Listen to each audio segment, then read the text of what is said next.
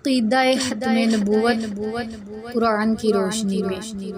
قرآن مجید فرقان حمید میں اللہ تعالیٰ نے عقیدہ ختم نبوت کو بیان فرمایا۔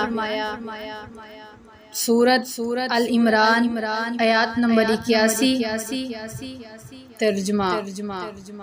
اور جب اللہ نے تمام انبیاء سے وعدہ لیا کہ جب تم کو کتاب، حکمت و نبوت دے دوں، پھر سب سے آخر میں تمہارے پاس ایک رسول آئے جو تمہاری باتوں اور کتابوں کی تصدیق کرنے والا ہو تو تم اس پر ایمان لاؤ گے اور اس کے مددگار بن جاؤ گے۔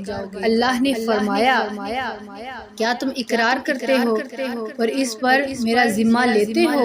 تو سب نے کہا کہ ہم اقرار کرتے ہیں۔